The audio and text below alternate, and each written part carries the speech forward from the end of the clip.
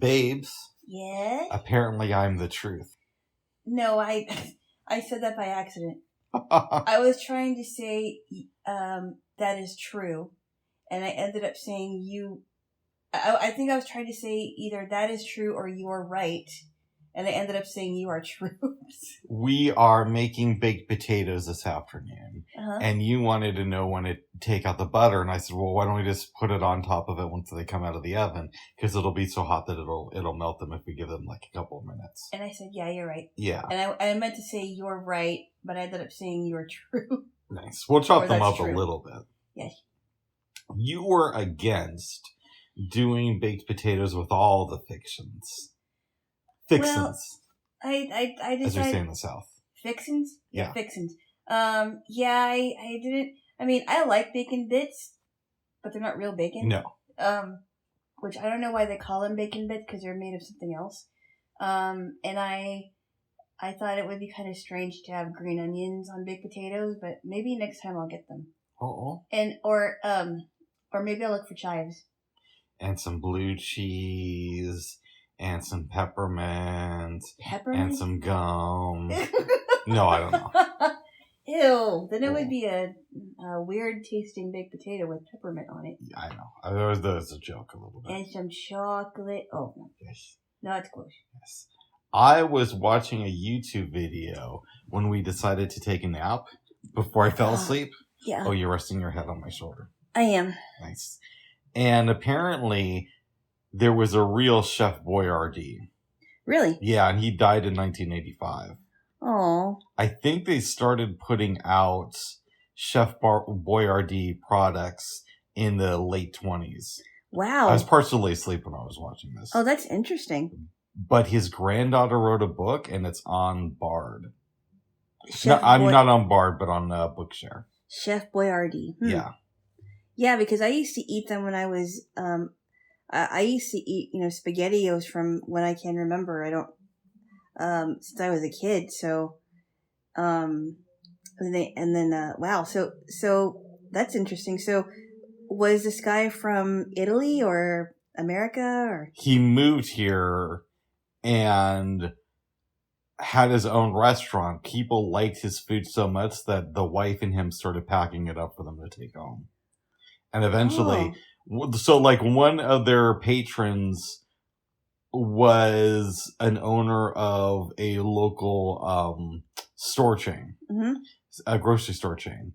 So, that helped them get a start. And they eventually sold it in the 50s for like $6 million. But he stayed as a consultant until the late 70s. Oh, wow. Yeah. I never really liked Chef Boyardee, to be honest. I've had it a few times, but it didn't really impress me, even as a kid. I have to admit, when I was in my 20s and I didn't know what to eat, I would buy maybe about a couple cans of SpaghettiOs. But I liked it. That was my 20s. Oh my, Bubs. What? What are you talking about? No, that was my imitation of you. I didn't sound like that. Okay, go ahead. Somebody else sounded like that. It wasn't me. Okay, what else? Oh, what else?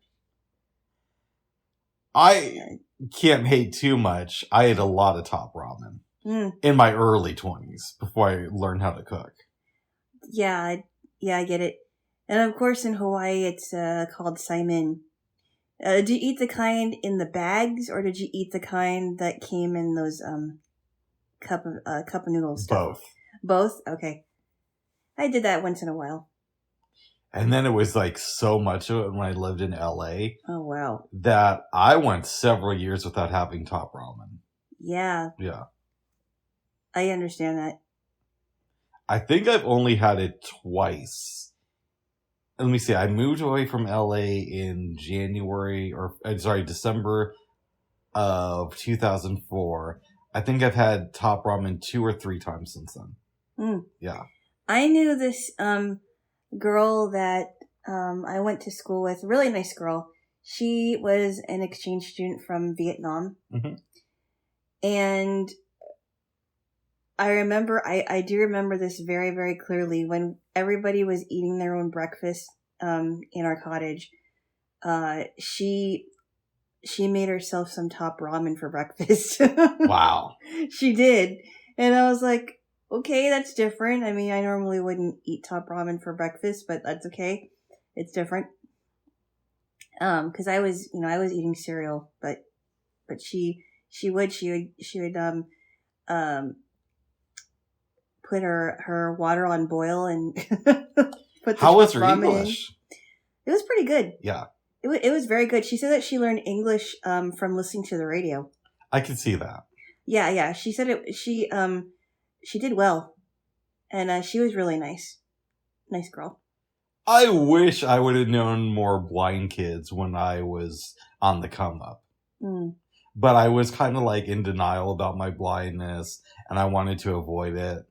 Really? Yeah, and I had a shitty experience at a blindness summer camp in making myself sound a lot younger, in 1995. Oh, wow. I went to this creative enrichment camp. It did not go well. Oh, was that your first camp ever that you went to? I went to one when I was a real little kid that was like an overnight one, but I don't really remember that one that well. Except that I was there for the evening and then I went back the next day. Okay. No, I went to two. But one wasn't specifically a blindness camp.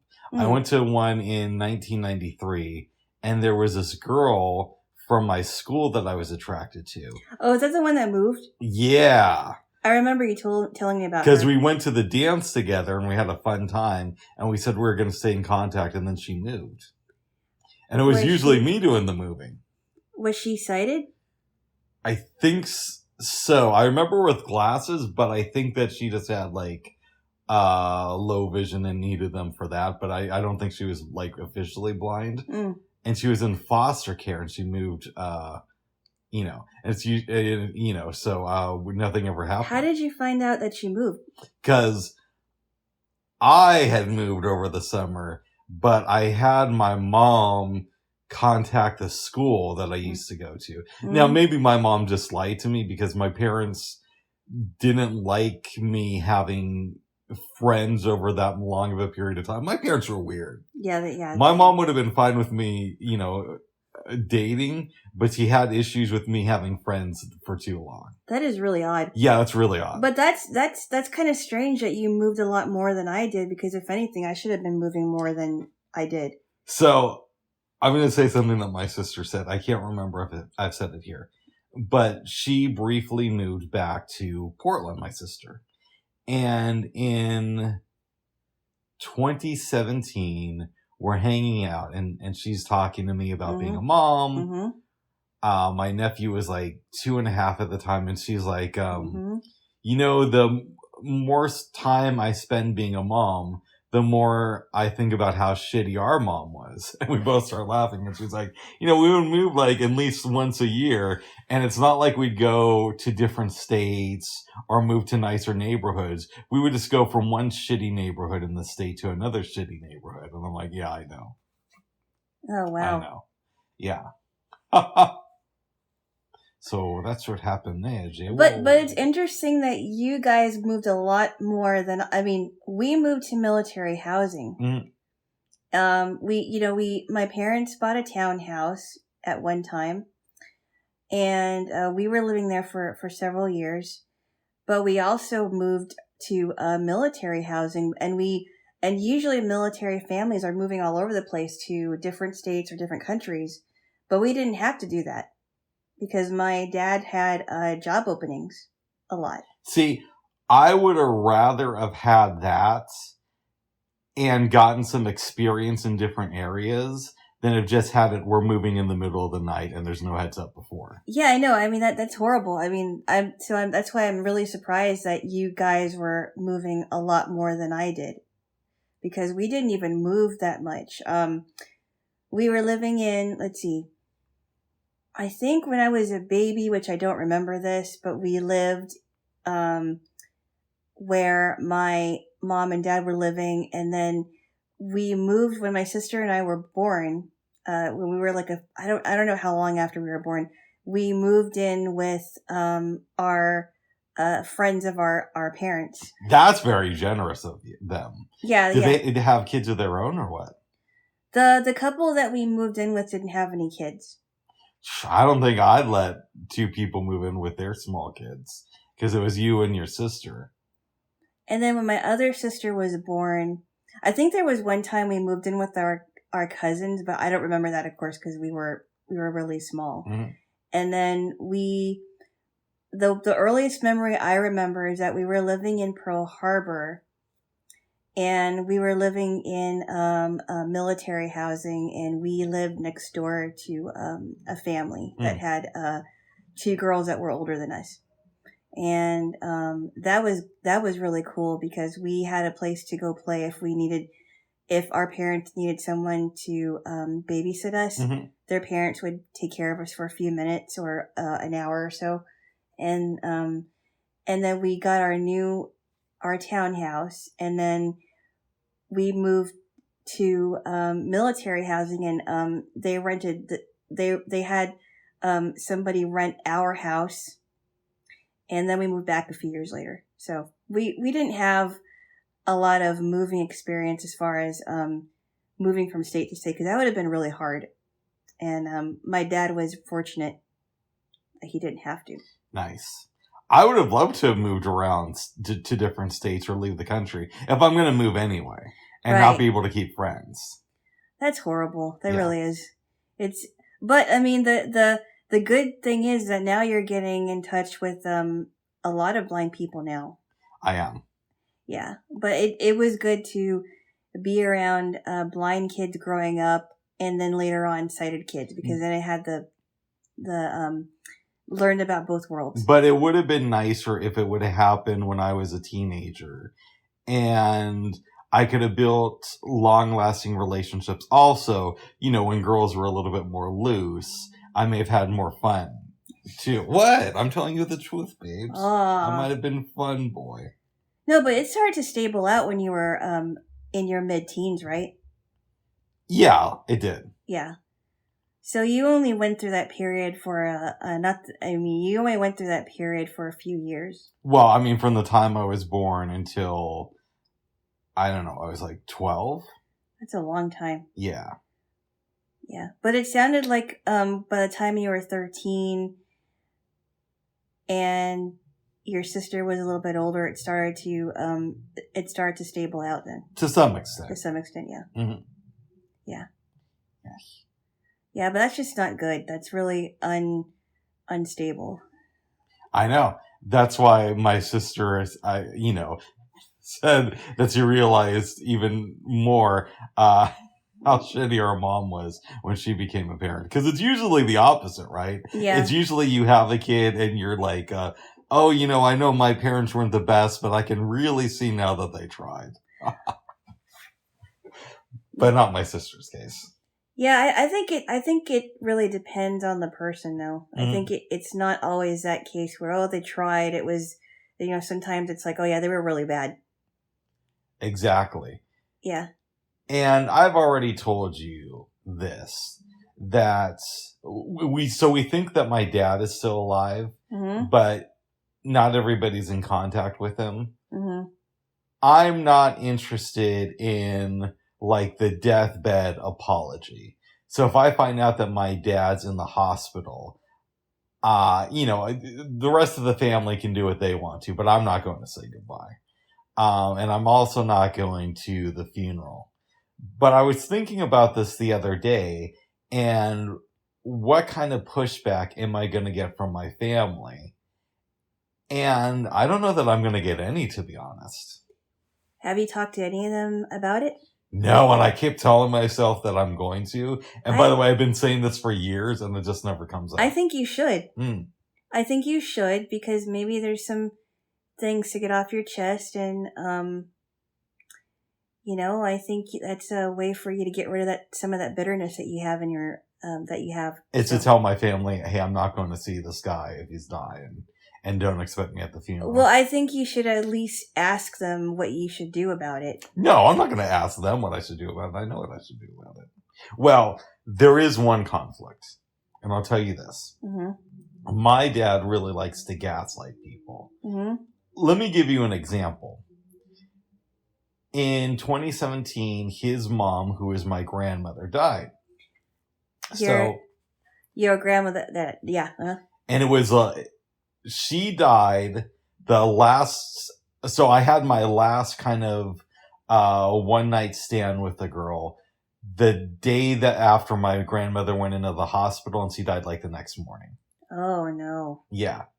And you didn't know about that until you didn't know. No, I knew that she was in the hospital when I had that, and it was a 1 day stand because that was the time I was coming. Oh yeah, that one. Yeah.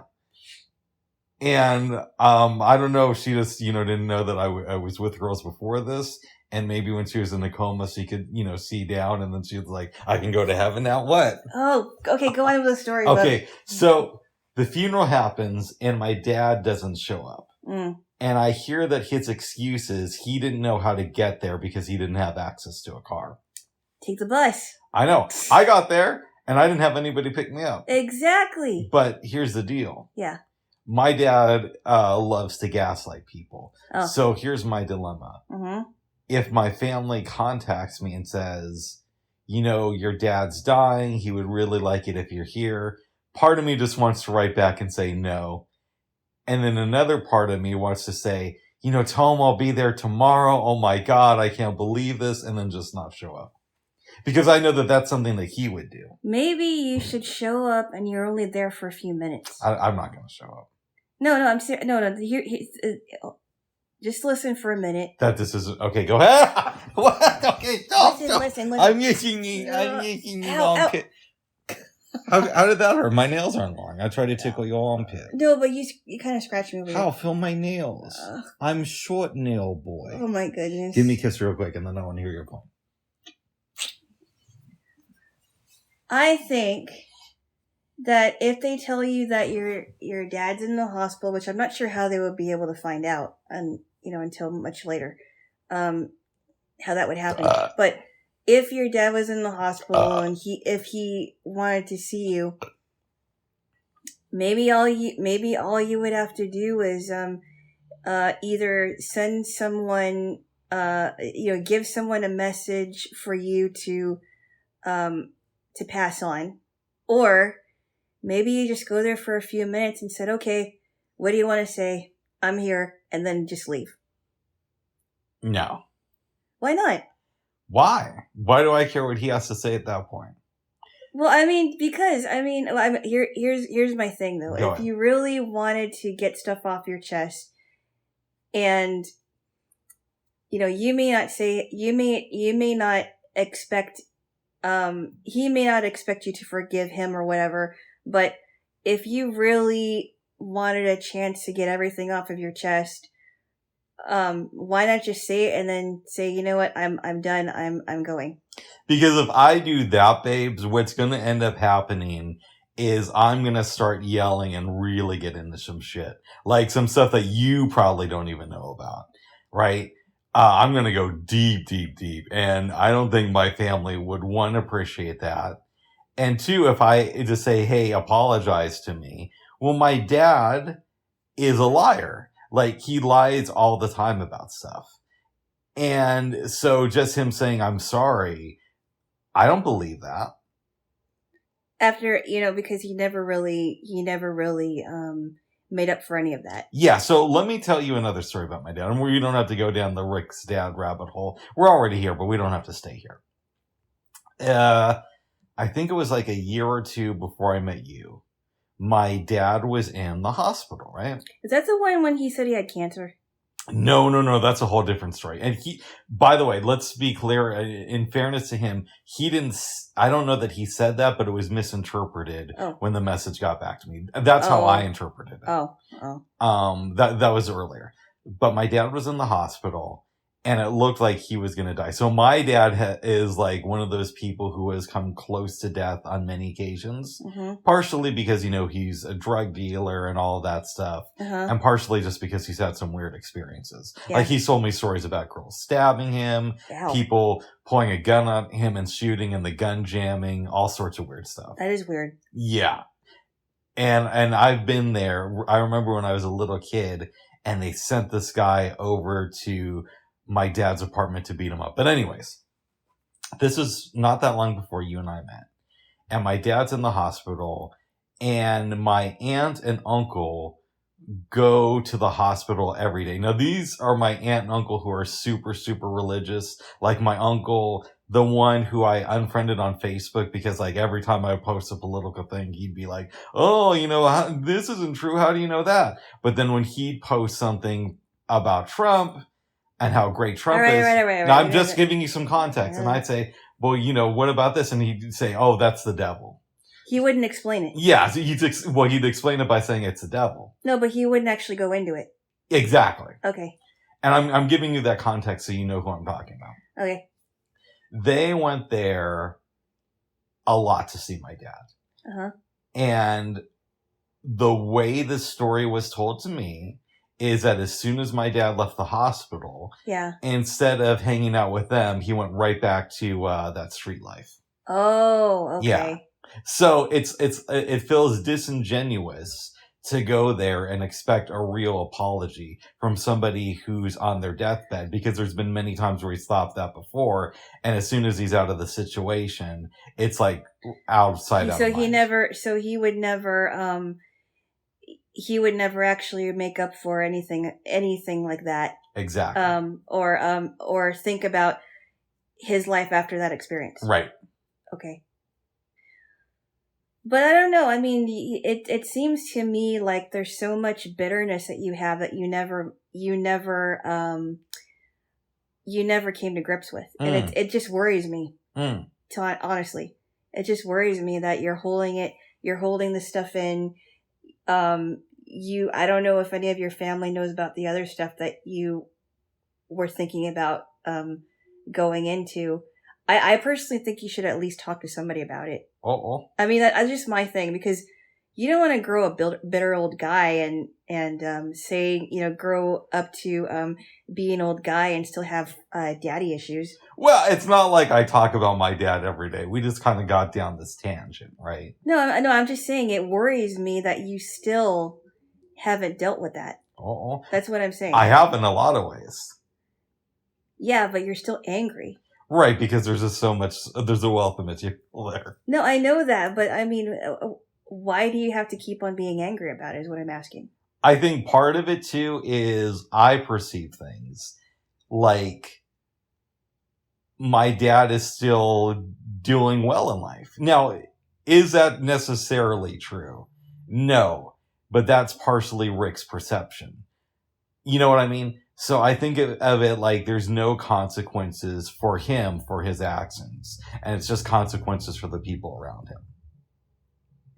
Like, okay, he's probably maybe 63 or 64 now, which isn't old unless you spend most of your life doing hardcore drugs and getting into fights. In which case you probably look like you're 80 something. Well, in which case you think that you would be dead. You think you'd be dead, if that's the majority of her life. Yeah. But he's still alive and still, out there doing stuff.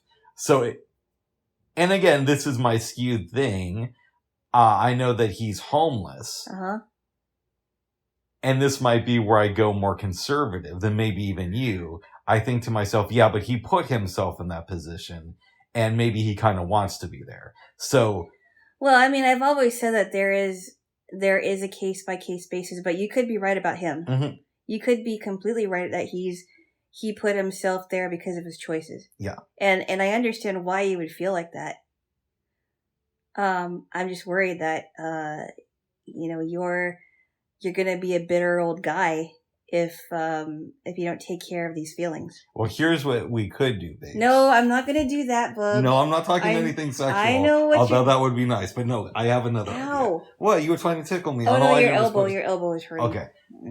Here's my plan, babes. And I'm not saying we should do this, but if you wanted to, you could track down my dad and put him out of his misery and his life. And then that would allow me to know that he's no longer around, and I might be able to start to deal with these issues. No, Bubs. Now, I would not condone that, by the way. I'm just telling you. Yeah, and then I end up in prison. No, I don't think so, Bubs. Oh. I'm not in the business of murdering people. No, I would be a terrible hit woman or whatever.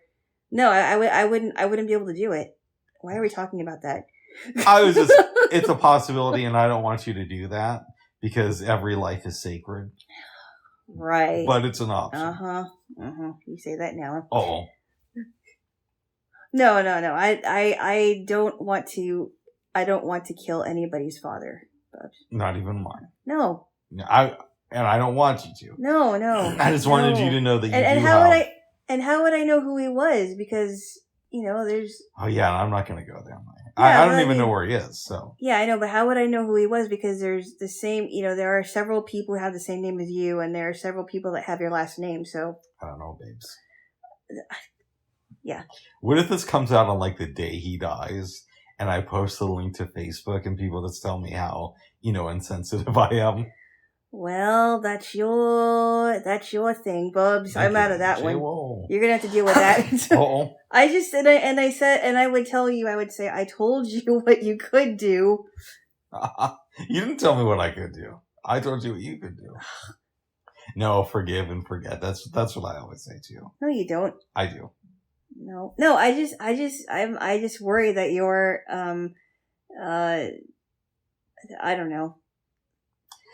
But do I talk about this all the time? Or do we just go down? No, you don't talk about this all the time, but every time we talk about this, it just brings up more stuff. And it's like, I mean, I understand that you, you may have written something down about it I know you've written him really horrible letters, but it's still, to me, it worries me that you haven't been able to move on from it, is what I'm trying to say. Oh. It does. It really does. I mean, there are some things that my dad has done that I'm not proud of, and when I think about, if I let myself think about it too much, I get angry about it, but then at the same time, I'm like, what can I do about it? There's nothing I can do about it. He made his decisions. My sister has a different dad than I do. Yeah. And I remember I was having dinner with you and her. Yeah. And it was the first time we were all having dinner together. And I won't go into the whole story because there's a lot there. But I think Father's Day, no, it was in September, but we started talking about dads, and I said that it was super weird that my sister kept in contact with her dad because he's an asshole. And it's also boggles my mind that you keep in contact with your dad, or that you make an effort to. I'm shocked by that type of stuff. I think women are a little bit more forgiving. I think they are too. But some women are probably, there are some women that have feelings like you do, towards their dads. But I think that, because women want their dads to, walk them down the aisle, or they want their dads to know their grandchildren, and, the dad's grandchildren, and they want, there's a special place in a woman's heart for her dad. Oh. If they have a good dad, or if they want a relationship with their dad.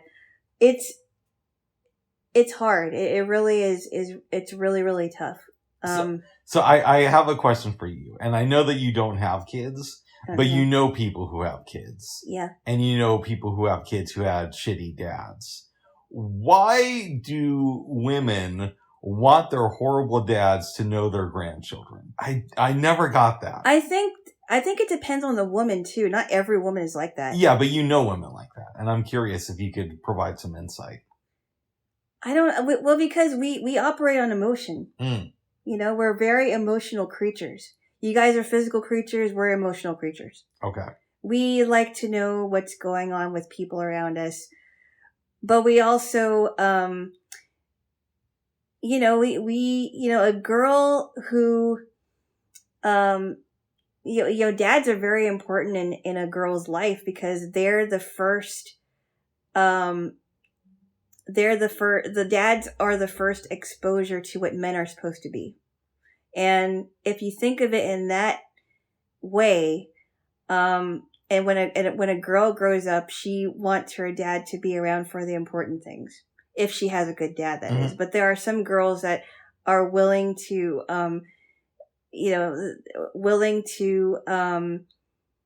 to start over with their dads if their dads want to start over. So, I think because we are emotional creatures, we want that with our dads. I'm curious. Yeah.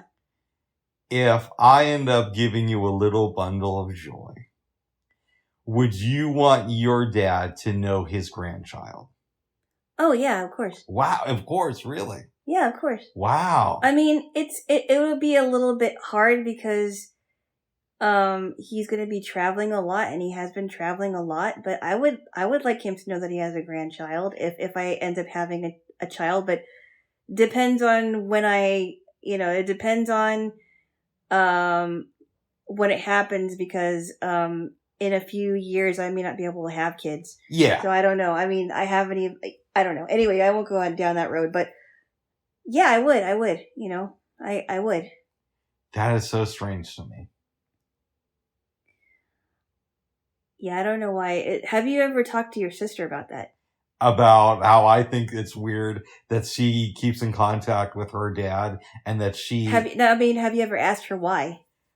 I've asked her why, and she kind of said the same thing. Oh, I want him to know his grandchild. And I'm like, yeah, but that's weird. He's a shitty person. She's like, I know. I think that I love my sister, and in a lot of ways she's not that emotional, but in that way I think that she kind of is. Because it's similar logic to yours. Yeah, but I mean, dads are human beings too, right? Mm-hmm. They're not immortal. They make mistakes. Some dads are good, some dads are bad, but I think part of my personality too is that I don't like to dwell too much on things, because I kind of let things roll off my back. Not that what things that my dad has done or not done were good, because there are things that he's done that were good. There are things that he's done that were bad. And also, there were times where we had that he was a very loving person. So we kind of had, a mixture of, two kinds of dads. Yeah. And I don't want to make it sound like my dad beat me or anything like that. But there was I hate it when New Age people say this. Yeah. There was a lot of emotional abuse, right? Yeah, but that's not a New Age thing. That isn't a New Age thing. Okay. What do you mean it's not a New Age thing? If there was emotional abuse, there was. Yeah, that's the way I perceive it, is there was a lot of emotional abuse. Yeah, that's an actual thing. Nice. That's not a New Age thing. Nice.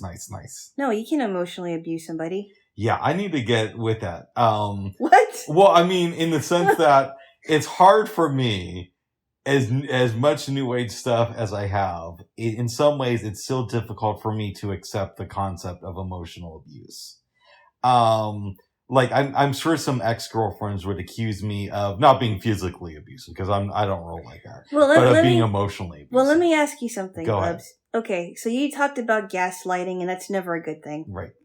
Do you, I would say, do you think that your friend, I'll call him, the one that you have not spoken to in a long time because you blocked this person, I won't need to say the person's name because I think you know where I'm going with it. Go ahead.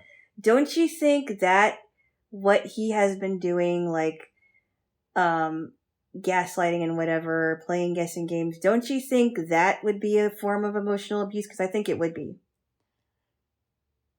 That's a good way to put it. And in my mind, I would just say you might want to plug your ears, little Jaylo. I'm giving you the warning. Oh my goodness. I might say that that's just him being an asshole. Bubs, you've said it before and I didn't plug my ears. Oh, okay, good.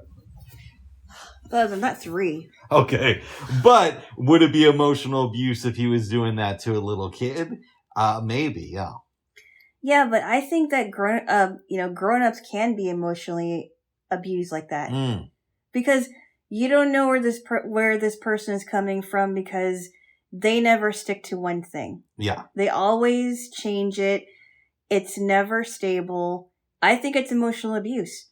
Wow. I think it's abusive. I really do. I think it's abuse of power. You might be right. That's definitely abuse of power. Well, I think about this too.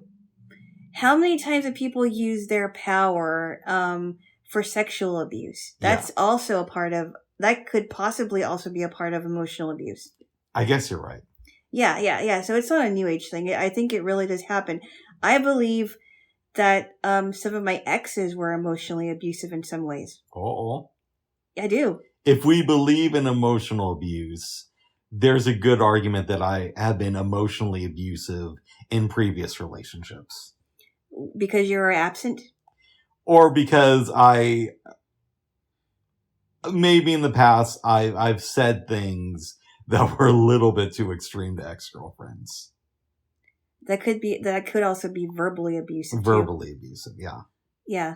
But didn't you say that you realized after your breakup with someone that it was possible that you might have verbally abused them? Is that what you were saying? Or you meant? That's happened a couple of times. Okay. Yeah.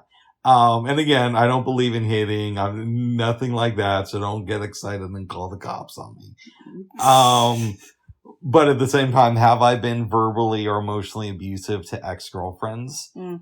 If we believe in that stuff, then probably the answer is yes. Well, and here's the thing too, because girls think that, if he doesn't hit me, I'm okay, right? If he doesn't hit me, punch me, scratch me, kick me, whatever, it's fine. But I think the emotional stuff goes a lot deeper than just the physical stuff.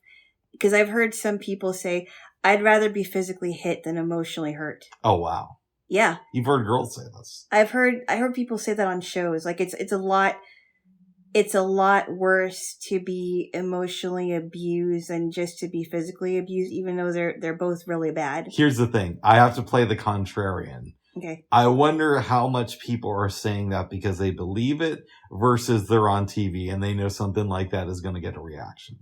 No, I think there are people that actually studied it and they want to warn women especially about the signs of abusive behavior.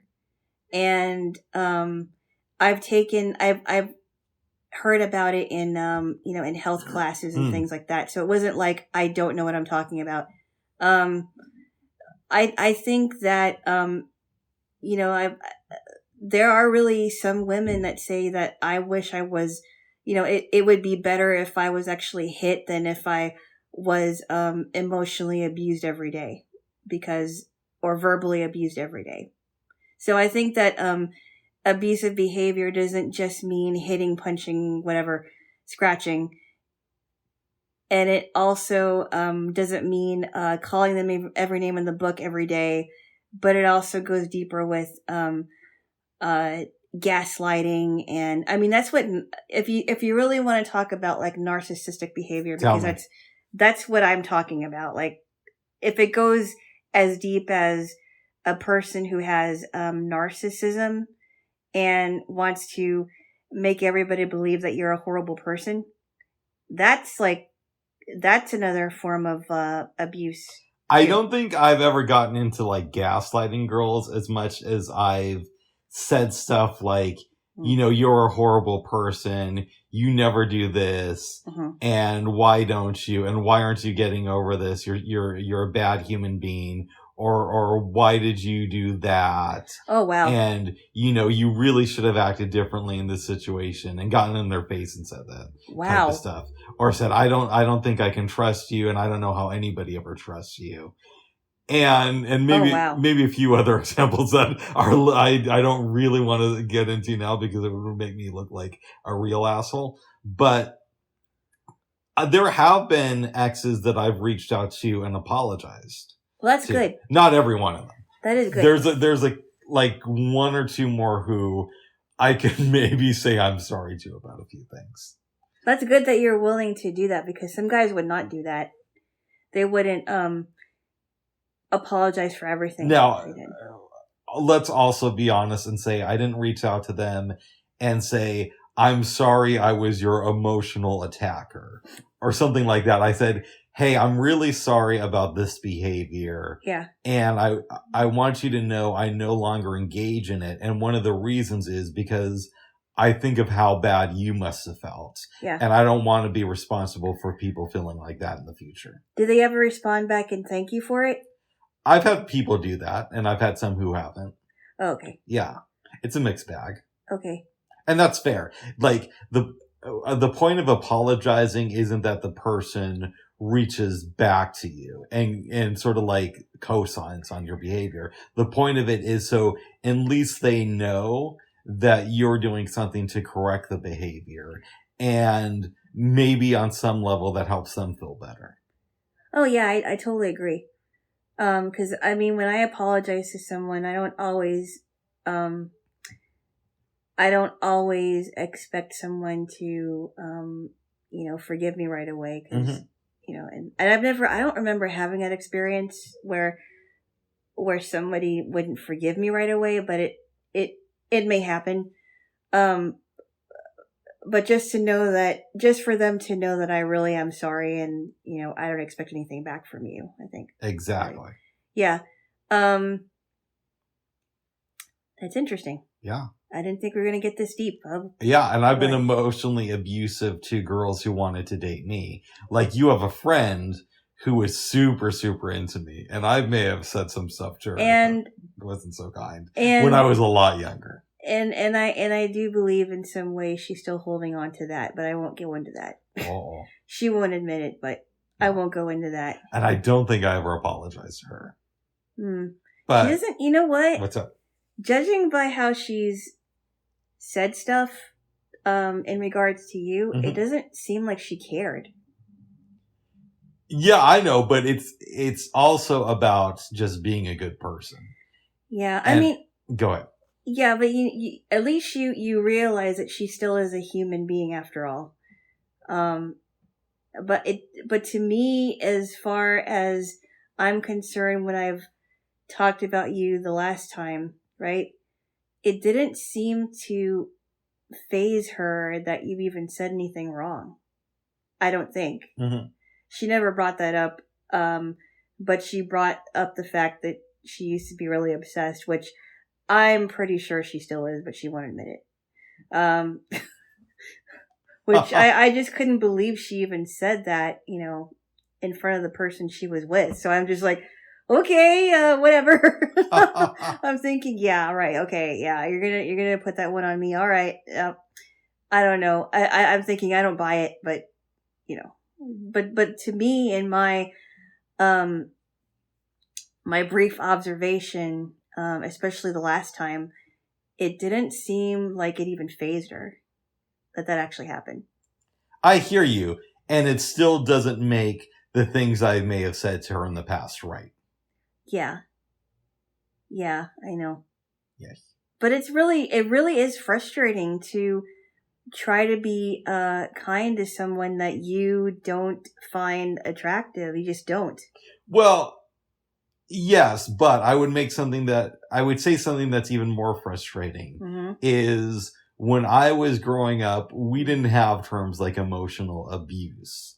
And it was just something that everybody would do to each other, at least in my family. So now I find out years later, that I'm an emotionally abusive person. And it's like that term it felt like it didn't exist when I was growing up. I'm sure it did, but it wasn't something that was in my consciousness until I was, a little bit older. Oh yeah, I've known about that, but I didn't know the extent of it. And then, when you start dating people, like I really do believe that one of my exes was very, in some ways, very emotionally abusive to me, because if we were having a problem and I would go and tell him, he would say, "No, that's your problem. You deal with it." And it wasn't even me that was causing the problem. It was him. But we had to deal with it together because I was affected by it and he just kept on doing it. So, and then he would just lie and cheat and lie and cheat, and it was just this vicious cycle. So even though I wasn't physically abused by him or anything like that, he was very, in some ways very emotionally abusive, and it could have gotten worse. Yeah, let's just say that me and a bunch of other guys are lucky that you can't get arrested for emotional abuse. I wouldn't put it that way. You probably could. Okay. I don't know how far to an extent it has to be before you get arrested, but I would imagine that it's not acceptable behavior. No. Doesn't even matter. I mean, I think especially if it's coupled with physical abuse, and you probably would get arrested. Of course, but I wouldn't do that. But emotional abuse, I think that needs to be taken a lot more notice of. Because I mean, yeah, it was a borderline abusive relationship, and maybe it was. I think maybe it was to me. Oh. Yeah. And I think that your former friend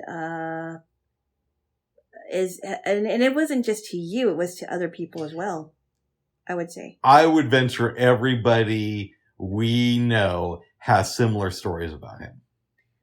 I think that's emotionally abusive. I really do. Yeah. Guessing games from anyone doesn't sound very healthy. It's definitely at the very least an abuse of power. It is. Yeah. And it's a waste of your time, and it's a waste of everybody else's time. It's just like, it's almost like chronically being late to something. I know. He was like that, by the way. Oh. Yeah. See, that's another thing, right? Chronically being late to something. Like, I remember one of my college professors talking about this, and that he was explaining to some of the students, like, it's really, really bad if you're late, because you're wasting my time and you're wasting everybody else's time when we're here to learn something. Mm-hmm. And it is, and especially if you are a professional and you're supposed to be a professional and you own a business and you're late for meetings with your employees, that's really not good. That's just it's what's the word I'm looking for?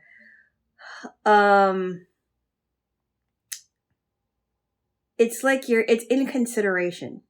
It's not just selfish, but it's also very inconsiderate, and I think that could also borderline abuse.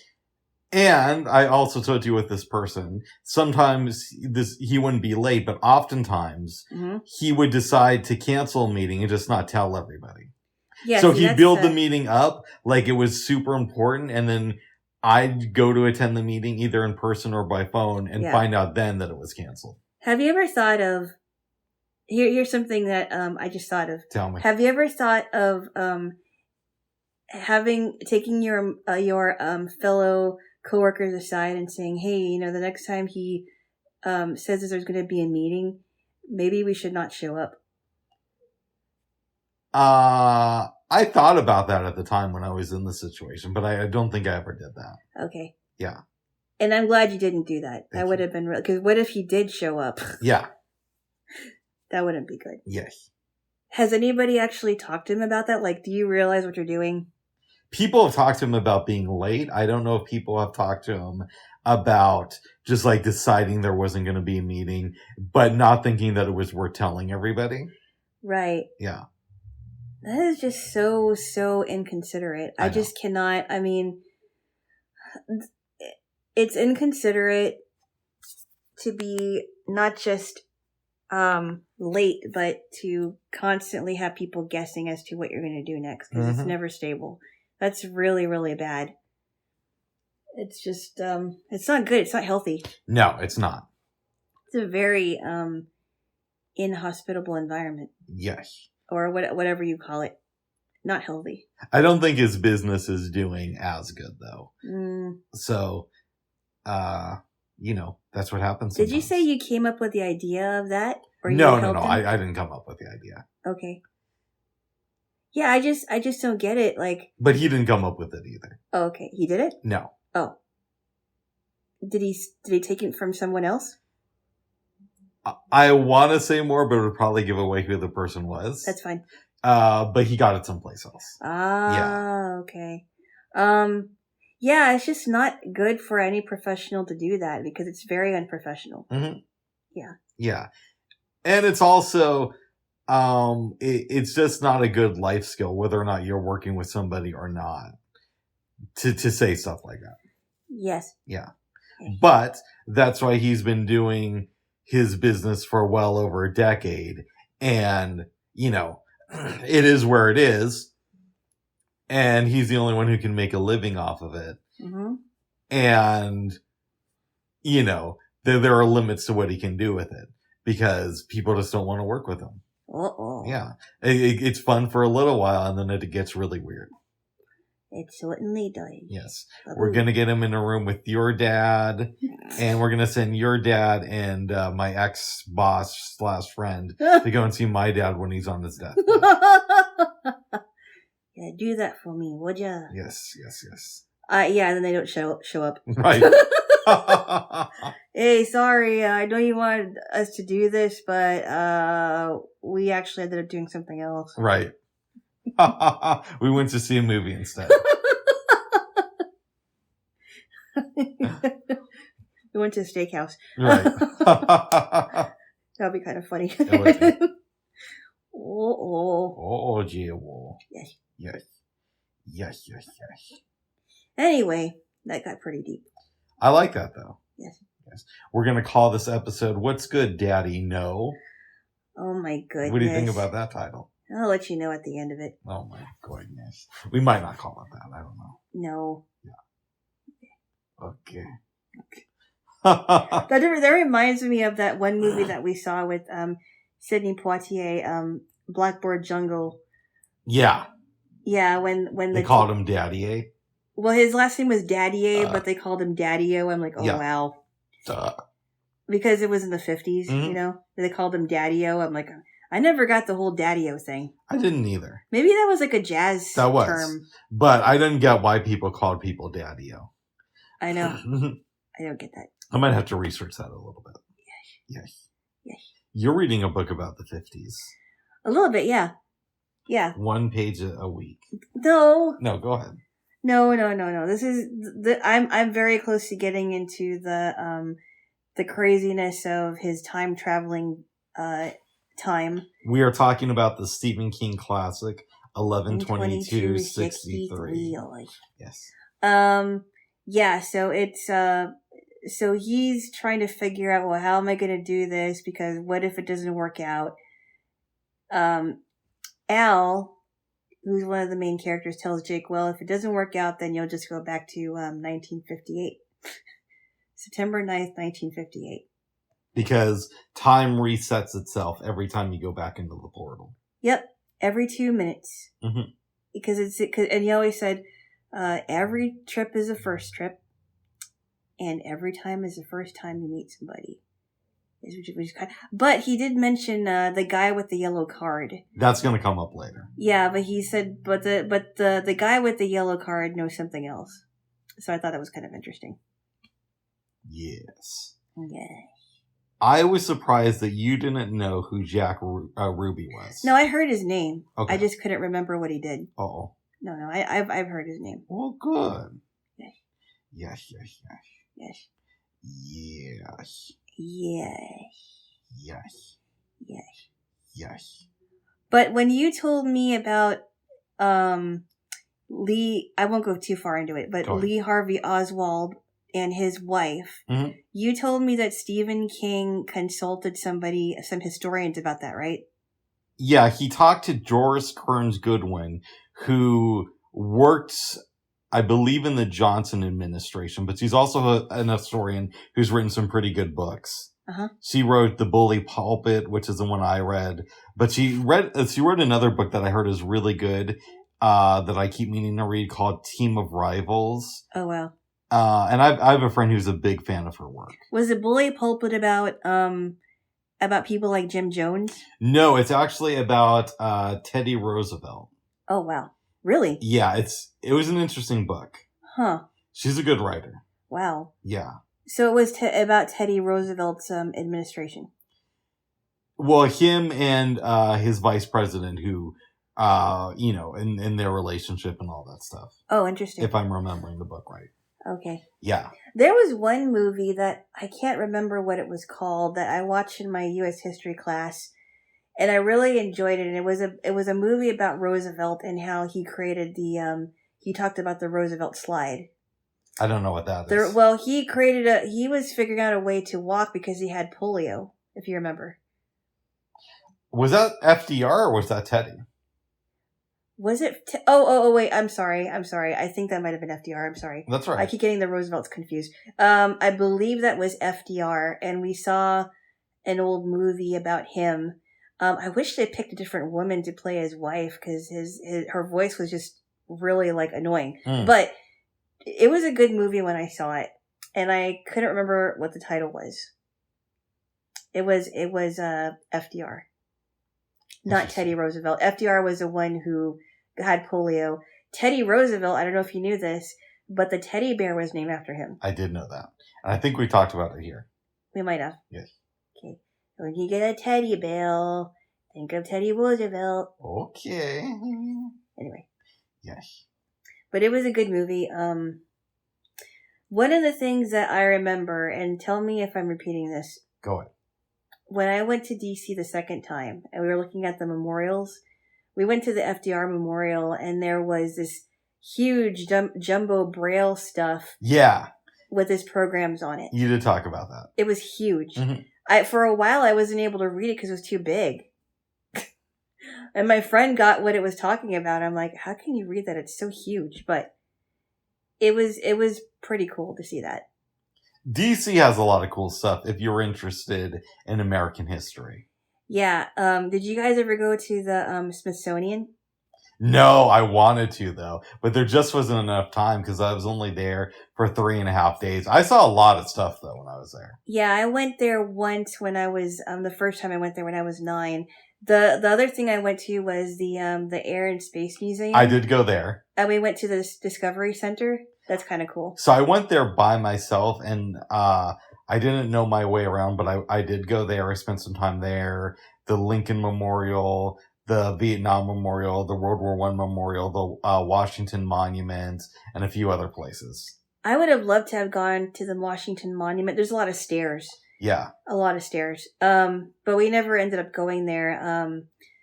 The Lincoln Memorial was really interesting. It is really interesting. And it's right there at the Capitol. Mm-hmm. And I remember it because there's like this dip, where the memorial was. Yeah. There's like a little dip. That was cool. The Iwo Jima Memorial was very, very chilling. I don't think I saw that one. Yeah, that was really sad. There was a statue of a mother holding a baby, and I think it was a baby or a child, and the child was dead. Wow. Yeah, really powerful. A lot of people don't think that we needed to use the nuclear bombs. Mm-hmm. And I know that Iwo Jima they didn't use nuclear bombs there, but I'm guessing, I don't know where I'm going with this. Oh my goodness. I remember reading a book when I think I was 11 years old. Go ahead. And it was about this lady named Sadako Sasaki.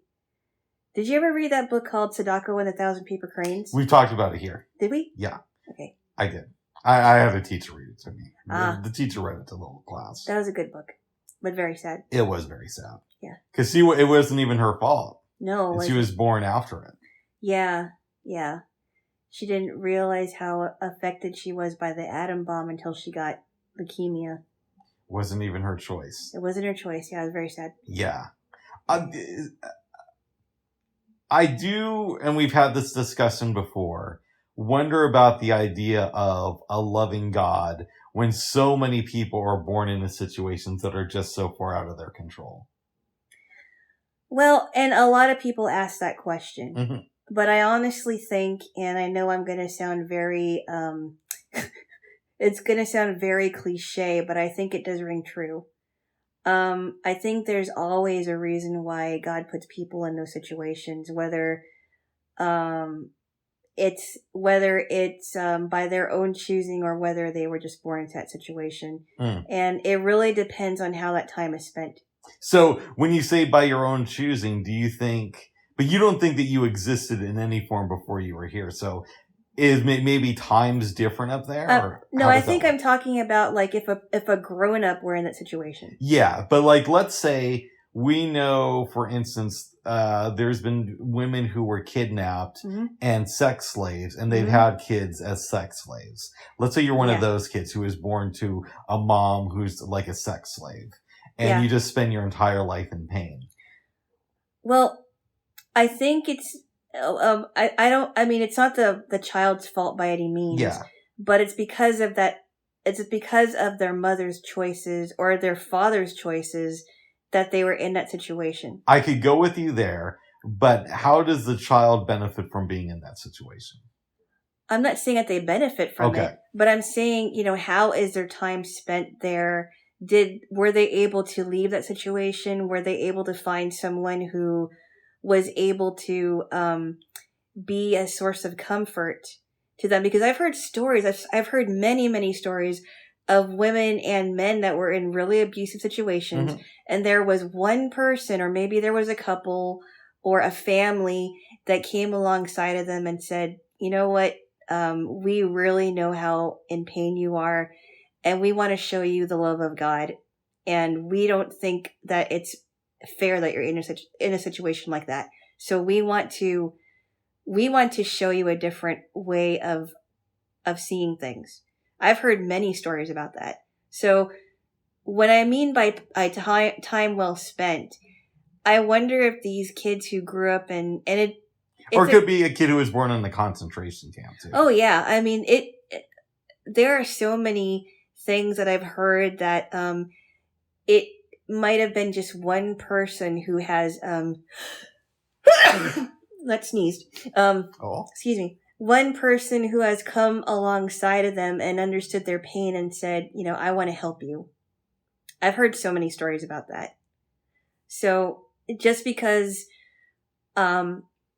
somebody was in a situation like that, I think that it's not like, it doesn't have to be a life sentence, in my opinion. And that's what I kind of mean by, I don't know if I'm even making any sense. I'm going to interrupt you and let me give you an example. Let's say a baby is born in the concentration camp and tortured and then dies. What was the point for that baby being there? I don't know. I can't answer that question. Okay. There were some babies that never made it out of the womb, and they were either stillborn, they were either miscarried, or they were killed before they even entered out of the womb because of people's choices. Some people have chosen to do that to this baby. So it's not that, I'm sure that God would not have wanted that to happen, but it did happen. But couldn't God, babes, step in and say, every woman who's going into a concentration camp is going to be infertile infertile in, the months leading up to it and the time there, just so like a baby doesn't have to be born and die in that situation? Well, I'm sure he could do that, but here's the thing, Bubs. Go ahead. Here's the thing that I don't know if you understand. He's still in control of that situation, even if they don't see it. And it's hard for us as human beings to understand it. But I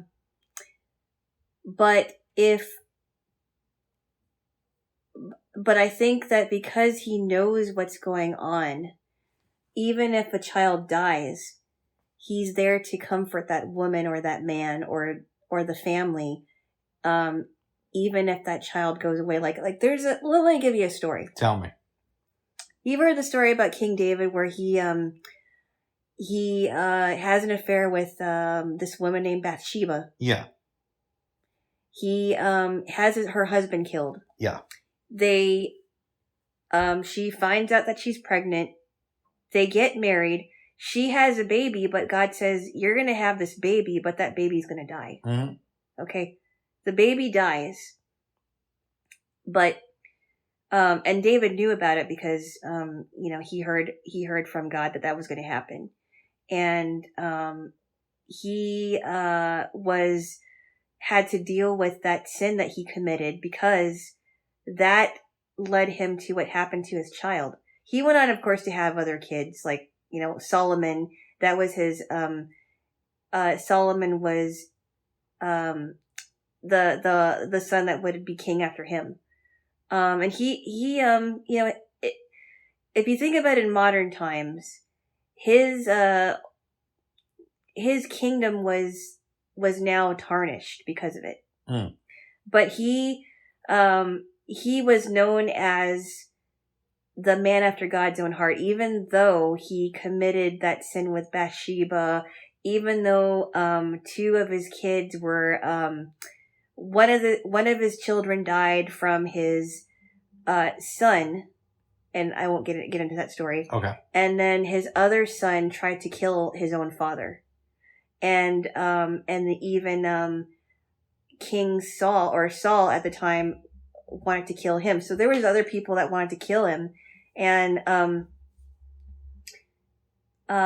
so those were consequences of his own actions. And but I do think that story is a story of God still being in control of that situation, even though David may not have been able to see it earlier on. I hear you, but I think from the baby's perspective, if you're born into a life of complete pain and you have no control and you're just there on earth to experience pain, why is that? Well, what I'm saying is, it's not that I personally don't think that God wanted that baby to be in pain, but it may have been because of the choices that the parents made. And again, I just go by, well, if God knows that a baby is going to be born and just experience pain in this lifetime, why doesn't he just make the mother infertile? So, or at least for the period of time that baby would be alive before. I can't answer that question. Oh. I can't answer that question because I don't know what God was thinking at the time. If that situation were to happen, I can't answer the question because I don't understand it. I can't answer the question. That's fair. But I also think that the reason why people suffer, and a lot of people would say, well, why would a loving God want to do that? Why would he allow it? A lot of times it's because of people's actions, and that this is a fallen world that we live in, and a lot of our actions are caused because of our sinful nature. I hear you, and I would make the argument I can go with that to some extent. But when it comes to some people who only know suffering in this life, that seems to me a little bit like, oh, that's not good. Yeah, but you're assuming that, because we don't know what happens to, we don't know because we're not in that situation. So I mean, we're only assuming that would happen. So I really can't answer those questions. Oh. But a lot of the suffering is because of our own selves. Yeah, for the ones who make it out of childhood and who aren't in complete pain every moment of their existence. No. I mean, some of the pain is caused by ourselves. Yeah, for sure. And some of and even the death of a child is caused by the sins of the father and the mother. Right. But again, I go to the thought of, we'll just make the parents infertile on, the time period of when they would have conceived. And you're not all good, but the kid doesn't have to suffer. But I can't, that's not up to any of us. I don't know. And that's fair, but I would just question why. Oh my God. I don't know why, and neither do you. I don't know why either. In the book, Embraced by the Light, which is... Oh, James Van Prague? No, that's, Edie somebody. That was the book that my mom was really into. Oh, is that the one where this lady was like, she's had this experience where she went to heaven or something? Yeah. Oh. And yeah, something tells me a lot of it is made up. But sounds to me like it, yeah. I listened to the audiobook when I was 10 and my mom was really into it. But in the book, she says that spirits choose to go to Earth to learn a lesson.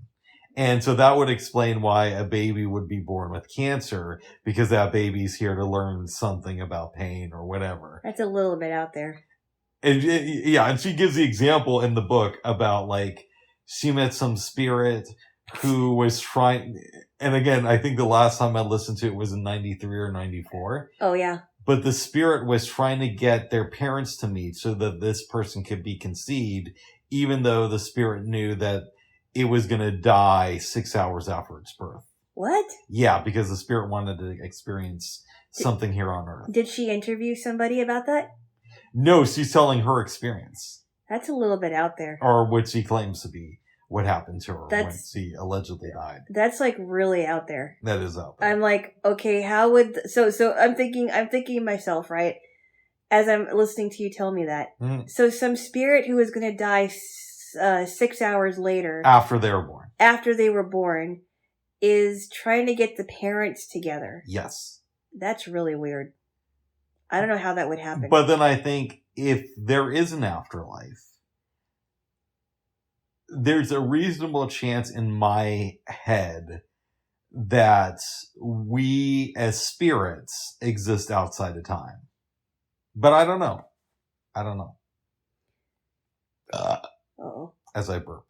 Yeah. So who knows, babes? Yeah. Yes. But you will exist in time, babes. That's right. You'll be the only one. But, we'll all exist outside of time. Oh my goodness, Bob. What? Oh, I love you. Goodness. I love you, babes. Uh-oh. You also don't believe in parallel universes or alternative realities. No, not really. Oh. I think it's fun to think about, but I don't think that's real. I hope it is, because I think that stuff is super cool. Yeah, but you've been watching a lot of sci-fi stuff, Bubs. I do watch a fair amount of that stuff. Yeah, I mean, we're not living in the Star Trek universe. As far as you know. Ah! But maybe there is. What? As long as it's not the Star Trek Discovery universe, I'm cool. No. I'd rather live in the TOS universe. The TOS universe? The original series. Oh, I see. Okay. And TNG and all that. DS9. DS9. Yeah. New Star Trek. Everything I've seen of it kind of sucks.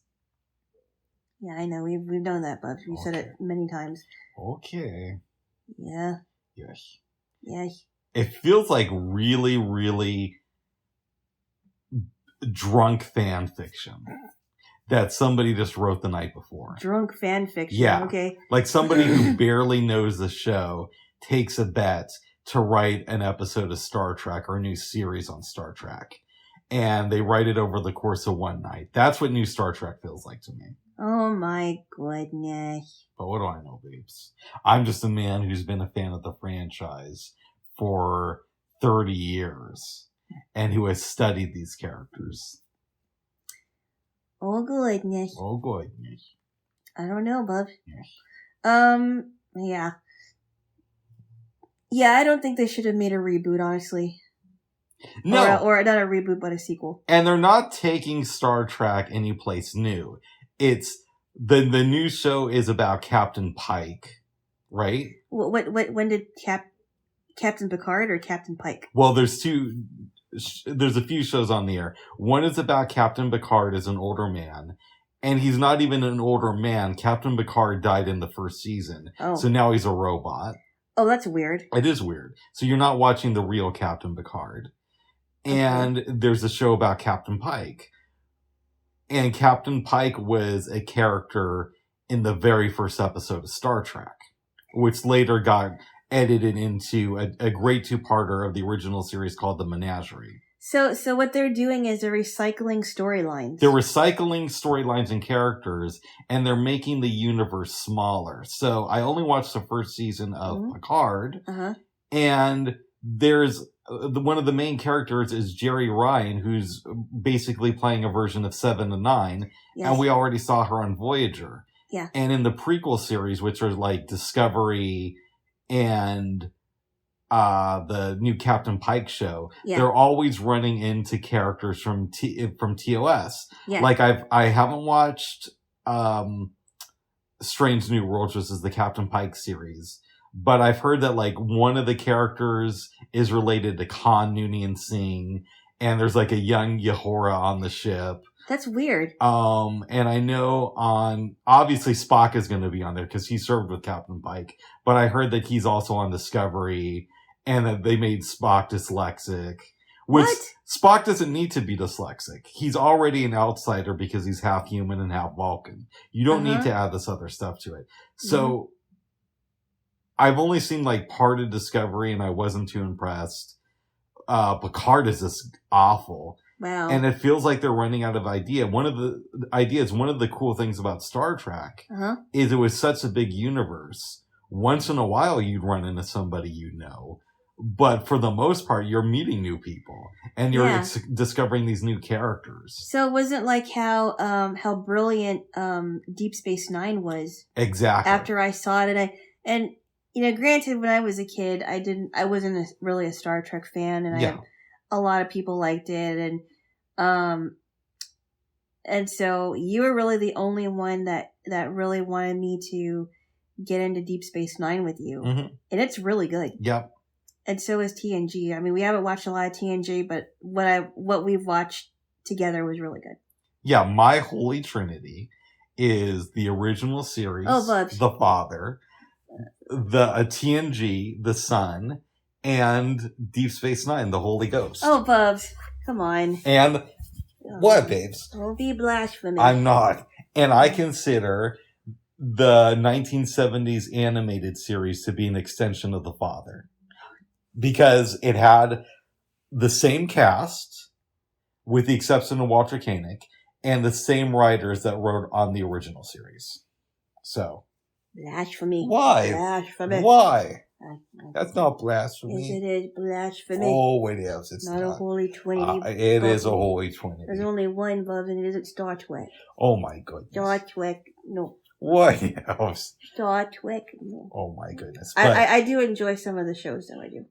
Yeah, I like a little bit of Voyager, but to me, the 3 first shows, and again, I'm counting the animated series as part of the original series, that to me is core Star Trek. Everything else is just like, yeah. I could go with, I get the argument that Voyager is core Star Trek too, so maybe I'd say those are my favorites, and we can also count in Voyager.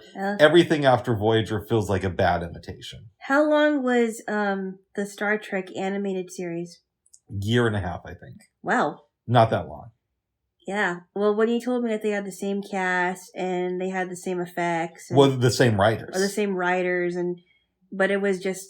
What was the animated series like a half hour? Yeah, it feels like an unofficial, shorter 4th season of the original show to me. Nice. Very good. Yes. And of course, I love a lot of the Star Trek books. Yes. Very good. Yeah, Vanguard is great. Empire of Sorrows. There's a lot of other good ones. The one book you read about Klingon.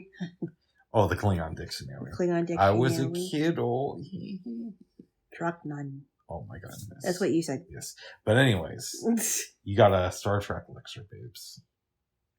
Okay. How do you feel about that? I don't know. Oh, and we didn't count the movies, but they're an extension of the TV show. So they're like, if those 3 books are the Bible, they're like Galatians, the movies. Galatians. I don't know. Some of the movies are hit and miss, but they're like some of the the New Testament books. Is that what you're talking about? The Gospels. And I stopped counting the movies after the Next Generation films. We're not counting the other ones. Goodness. And apparently they're going to come out with a new Star Trek movie in like a year or 2. Yeah, I've been hearing about the films, but I never really got into that. There are some that are really good, and then there's some that kind of suck. At some point, I do want to show you the trilogy in the Star Trek movies, which is Wrath of Khan, Search for Spock, and The Voyage Home. Oh, wow. That's a really good trilogy. And I think you can still call it a trilogy, even though it's in the series of the movies. So there's a film before then, and there's like 3 movies with the original cast after that. And who's Khan?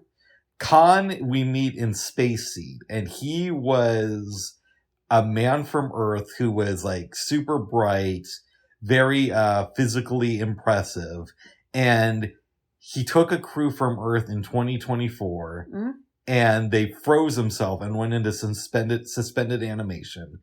And Kirk and the crew discover them and release him out of suspended animation. They drop him off at a colony, and like 15 years later, he has a beef with Kirk, and so he comes back to get the crew.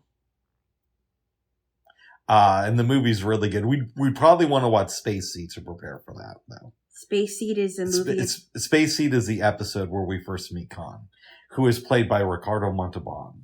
And this is in what Star Trek? That's the original show. Ah, okay. Wrath of Khan is the second movie. Okay. And Search for Spock is a sequel.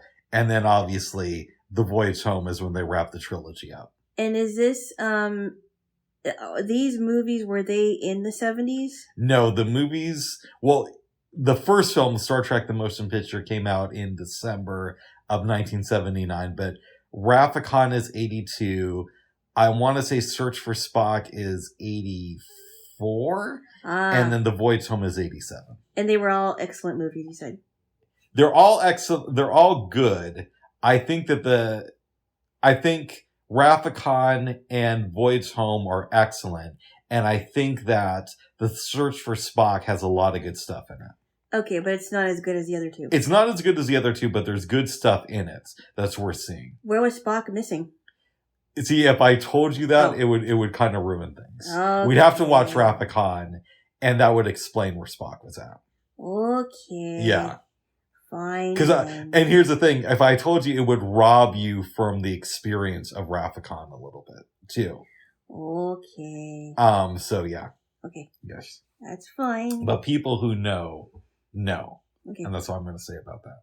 Oh, okay. Yes. That's fine. That's fine, babes. That's fine. Yeah. And then the TNG had some good films too, so.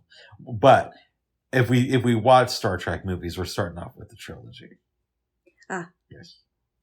Yes. How do you feel about that there, Jaylo? That would be interesting, Bubby. Very good there, Jaylo. Very good there. And of course, we don't even have to look for them on streaming because, of course, your man has the films with the original crew and the TNG films. So your man thinks ahead of this stuff, babes. Okay. Yes. Because you're a Star Trek fanatic. I'm not Star a fan. Trek No, there are people who are way more into it than I. Really? Yeah. You know a lot more about the original series, Next Generation, Deep Space Nine. You know more about that than I know.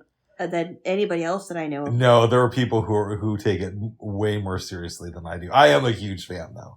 Did they collect all the toy stuff, like the phasers and the starship, the models. Communicators? Yeah, they do all that stuff. The replicators? Mm-hmm. Do they have toy replicators? I don't think they have toy replicators, but they have toy starships. Oh, that's weird. Yeah. So they just collect it for collector's items? Pretty much. Oh, wow. Yes. But I am a fan, and it is my holy trinity. Jeez. The phasers, are they like guns? Do they look like guns? No, it's hard to explain what they look like. They're oddly shaped, but they're, the equivalent of guns. Oh, wow. Yeah. Okay. Yes. It's good stuff there. Jaylo. Good stuff there. Bye-bye. Yes. Babes. Yeah. We've talked about a lot of stuff. We did. Is there anything else you want to discuss before I tell you my dream? I don't think so. Oh? I don't think I do. Mm-mm. Here's what happened when I fell sick this morning. Okay. I dreamt that I was hanging out with some friends, or a friend and their friends, and they had read this book about this family during the Civil War. So I start asking questions, and they joke about how hard the war was on this family. Mm-hmm. I get into a conversation with one of my friend's friends, and she asked me why I was so passionate, or why I was reading this book. And then I woke up, and I had slobber on my face. I was slobbering, boy. Uh-oh. I hate when that happens. I do too. Especially if you have long hair. Because that's happened to me where I would wake up from a dream, or maybe it was from my sleep, and I would get drool in my hair. Ugh. Lucky. Ugly. But that happened. Oh, good. Slobber. Oh. I wonder if dogs wake up with slobber on there. They probably don't. No, I would imagine they would once in a while. Dogs are fun to watch when they're sleeping. Because they have these little doggy dreams, and all of a sudden you hear them go whoop. Nice. And they act like they're chasing something, and they're flailing their arms, and their paws. Yeah. like they're tracing after squirrels or another dog. Oh. It's really funny. You kind of wonder what they're doing. Nice. Yeah, it's quite funny. Oh, good. Yeah, doggies are cute that way. Nice. Well, babes, is there anything else you wanted to talk about? I